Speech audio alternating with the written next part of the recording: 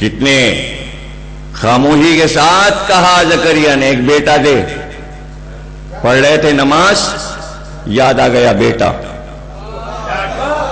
قرآن کہتا ہے محراب عبادت میں تھے, گھر میں ہوتے تو چلو ٹھیک تھا.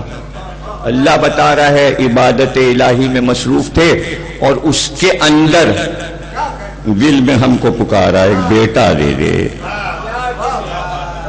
ایک بیٹا دے دے. کسی نے پوچھا بھی نہیں محدثین سے کہ زکریا نے نماز میں اگر بیٹے کا تصور کیا تو نماز رہی.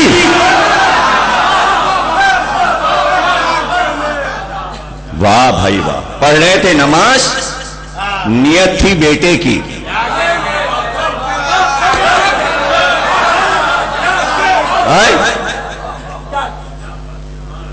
تصور میں بیٹا. ہم نے ان سے کہا دے دیا, ہم نے اسی وقت جواب دے دیا, ہم نے کہا دے دیا. 120 برس کی عمر میں ہم نے بیٹا دے دیا. انہوں نے مانگا, ہم نے دے دیا. اچھا بھائی, بیٹا جب پیدا ہو گیا یحییٰ جیسا تو جبریل آ گیا. ان کا بیٹا تو ملا ہے آپ کو, عین جوانی میں اس کا سر کاٹا جائے گا, یہ مار ڈالا جائے گا, شہید ہو جائے گا. بس خبر جو سنی, سب قرآن ہے, یہ تاریخ واریخ نہیں ہے, قرآن سورہ مریم میں بیان ہو رہا ہے. روئے, 3 دن گھر سے نہیں نکلے. ابھی بیٹا پیدا نہیں ہوا, ابھی پیدا ہی نہیں ہوا تو ابھی شہادت کہاں سے ہو جائے گی. اور پہلے سے رونا شروع کر دیا.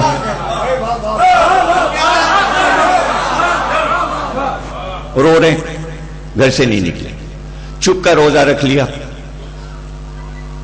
قوم آئی, باہر نکل کے آئے, اشارے سے کہا میں تم سے بات نہیں کر سکتا, میں نے روزہ رکھا ہے خاموشی کا, جاؤ. پوری قوم چلی گئی واپس. اللہ نے کہا یہ قوم آ رہی ہے, کیا ہو گیا تم کو؟ صرف اتنی سی بات سن لی کہ یحییٰ کا سر کٹے گا. کا بیٹا ملا بھی اور رہے گا بھی نہیں, اس کا سر کٹ جائے گا. اللہ نے کہا یہ بتاؤ کہ تمہیں نبی آخر عزیز ہے جو تم سے افضل ہے؟ اپنے نفس پر اس کو اولا سمجھتے ہو یعنی مولا سمجھتے ہو؟ کہ بے شک پروردگار ذات محمد میرے نفس سے اولا ہے. کہ تو یہ بتاؤ تمہارا بیٹا افضل ہے کہ محمد کا بیٹا افضل ہے؟ کہ نہیں پروردگار, نبی افضل ہے تو اس کا بیٹا افضل ہے. کہ صرف تمہارے بیٹے کا سر نہیں کٹے گا, اس کے بیٹے کا بھی سر کٹے گا. اب یہ بتاؤ تمہیں اپنے بیٹے کی شہادت کا رنج ہے یا محمد کے بیٹے کی شہادت کا رنج؟ کہ نہیں, میں اپنے بیٹے کے غم کو بھول گیا. پروردگار تو نے بتایا ہے تصور میں ہمارے محمد آئے ہیں, تصور میں حسین آئے ہیں. میں نے پورا واقعہ دیکھ لیا پروردگار, تو نے دکھا دیا, تیرا احسان تیرا کرم. اب میں حسین کی صف اعضا بچھاتا ہوں. 3 دن میں یحییٰ کے لیے گھر سے نہیں نکلا, اب میں 40 دن حسین کے لیے گھر سے نہیں نکلوں. اسی لیے چہلم ہوتا ہے. چہلم تو حسین کا پہلے ہی سے ہوتا تھا. میں 40 دن کا سوگ رکھوں گا. اسی لیے حدیث ہے کہ اگر کسی کو آزمانا ہے میری بات کی صداقت تو سورہ مریم کی تلاوت کمرہ بند کر کے کرے. ادھر شروع کرے گا تلاوت, آنکھ سے آنسو بہنے لگیں گے. اور دلیل تاریخ میں آئی جب عیسائی بادشاہ نجاشی نے حضرت جعفر طیار سے کہا کہ تمہارے نبی پر جو کچھ اترا ہے اس میں سے کچھ سناؤ, تو جناب جعفر طیار نے سورہ مریم کی تلاوت شروع کی. کہتے ہیں نجاشی کی آنکھ سے آنسو برسنے لگے، درباری بھی رونے لگے، بادشاہ بھی رونے لگا. امام سے پوچھا گیا کہ سورہ مریم سن کر عیسائی بادشاہ کیوں رویا تھا؟ امام صادق نے فرمایا اس لیے کہ سورہ مریم کا دوسرا نام سورۃ الحسین.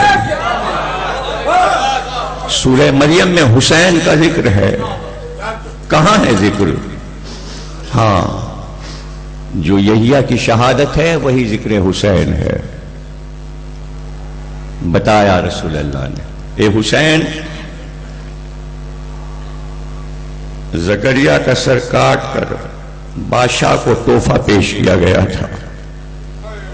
بات صرف اتنی سی تھی کہ اس دور کا بادشاہ اپنی بیوی کی پہلے شوہر کی بیٹی سے شادی کرنا چاہتا تھا، لیکن شریعت نے اجازت نہیں دی، عیسائی شریعت نے. لیکن جب اس کی بیوی نے کہا اور رشوت دی پادریوں کو تو سب راضی ہو گئے.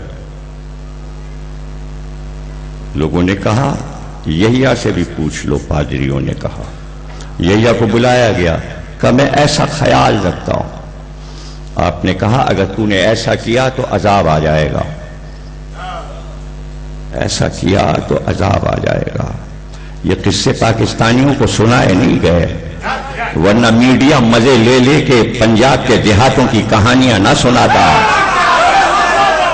کہاں مجلس حسین میں جا رہے ہیں، روکا جا رہا ہے، مت روکو ورنہ جو ہو رہا ہے کرپشن یہ ہوتا رہے گا. آنے دو، سننے دو، بات سمجھیں تاکہ خوف الہی پیدا ہو اور معرفت الہی پیدا ہو.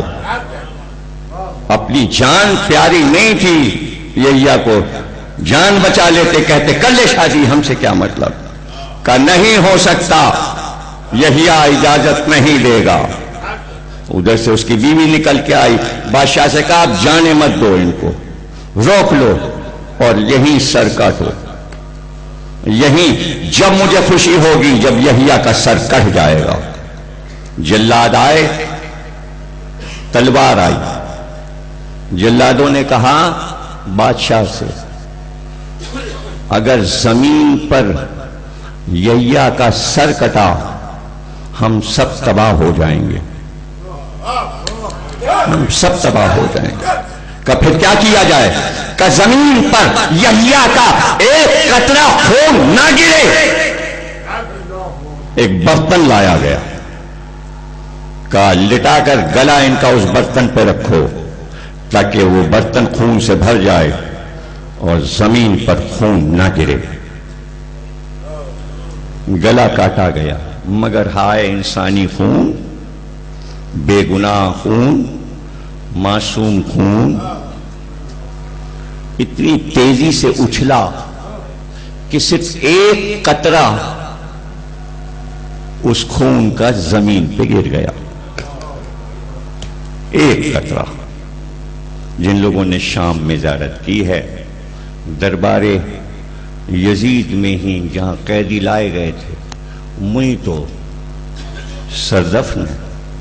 ابھی چیلم میں سب جائیں گے شام، وہیں تو زیارت کرتے ہیں. یحییٰ کا سر وہیں دربار یزید میں. وہی چرچ ہے، وہ چرچ ہے، وہ مسجد یزید نہیں ہے. اس کو شام لکھتا ہے مسجد بنی امیہ، وہ مسجد نہیں ہے، وہ جناب زکریا اور یحییٰ کا پرانا عبادت خانہ ہے جسے عیسائیوں نے اپنا چرچ بنایا. وہیں تو گئے تھے آل محمد. وہ دربار نہیں تھا، وہاں ہزاروں برس سے عبادت ہوتی آئی تھی. وہ تو اس عبادت خانے میں یزید نے بیٹھ کے پہلی بار شراب پی تھی. وہ عیسائی تھے، یہ مسلمان تھا. اپنے کو دیکھو، اپنے کو سمجھو، غیر اقوام سے موازنہ کرو. وہ کیا کر رہے ہیں، ہم کیا کر رہے ہیں. صرف دشمنی کام نہیں آئے گی. اچھائیاں لے لو، برائیاں چھوڑ دو. یہی ہر پیغمبر نے کہا، یہی ہر امام نے کہا. الٹا نہیں کرو کہ برائیاں بھی لے لو اور انہیں گالیاں بھی دو. نہیں نہیں نہیں، ایسے نہیں کام چلے گا. جو اصول ہیں زندگی کے اسی طرح زندگی گزارو. ایک قطرہ، اس ایک قطرے نے آفت ڈھائی اور قیامت ڈھائی. زمین کو زلزلہ ہوا، قصر بیٹھ گیا، قصر گر گیا، قصر گر گیا، مٹی کا ڈھیر ہو گیا، ٹیلا ہو گیا، صدیاں گزر گئیں، لیکن وہ ایک یحییٰ کے خون کا قطرہ پہاڑوں کو پھاڑ کر باہر آتا تھا اور بہنے لگتا تھا اور خون کی نالی بن جاتی تھی. ایک قطرہ، ایک قطرہ. لوگ اس پہ مٹی ڈالتے تھے، خون کو چھپاتے تھے، خون کو چھپاتے تھے. جو چپ رہے گی زبان خنجر، لہو پکارے گا آستی کا. قاتل پریشان ہو جاتا ہے، زمین پریشان ہو گئی. مٹی ڈالی پھر لہو، مٹی ڈالی پھر لہو. ہاں، پوچھا بات کے دانشوروں نے، خون کیسے بند ہوگا؟ خون کیسے بند ہوگا؟ کہ اتنے ہزار مارے جائیں دشمنان یحییٰ.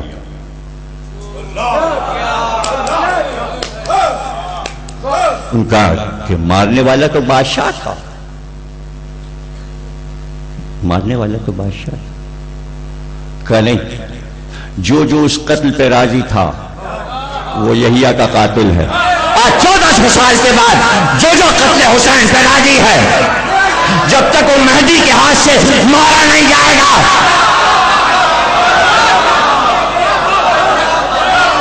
یہ یحییٰ ہے، یہ حسین ہے، یہ نبی آخر کا بیٹا ہے، وہ زکریا کا بیٹا ہے. اور پھر اللہ نے شاپور بادشاہ کو مقرر کر دیا جس نے لہو بہایا، اور جو یحییٰ کے قتل پہ راضی نظر آتے تھے انہیں قتل کر دیتا تھا. پورے عرب میں قتل کرتا پھرا. ایران کا بادشاہ تھا شاپور، اس نے قتل عام کیا اور پھر وہ لہو رک گیا.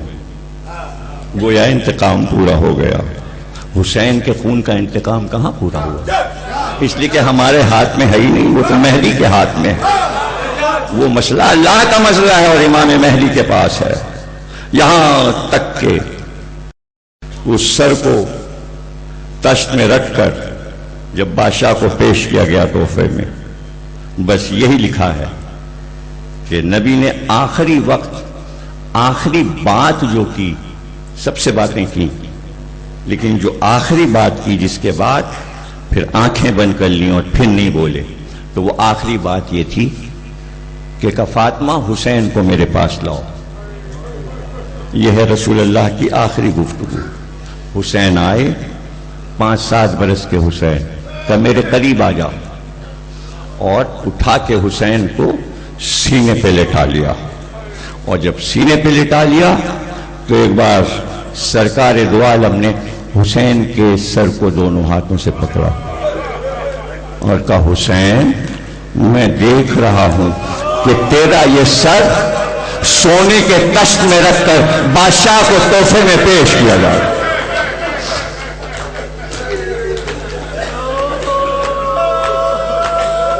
یہ نبی کی وفات یا شہادت نہیں تھی، یہ حسین کی مجلس تھی. یہ ذکر حسین ہو رہا تھا اور نبی جا رہے تھے. گویا یاد دلاتے جا رہے تھے ذکر حسین سے غافل نہ ہونا. میں بھی دنیا سے جاتے جاتے حسین پر آنسو بہاتے جا رہا ہوں، آنسو بہاتے جا رہا ہوں. یہ سب اللہ کی طرف سے مقرر تھا کہ نقشہ ایسا بنے تاکہ لوگ اس درد کو اپنا درد سمجھیں. قدرت کا اشارہ تھا کہ ایک بیٹی مدینے میں رہ جائے. سغرا ہم تمہیں کیسے لے جائیں، تم تو میرے ماں کی شبیہ ہو.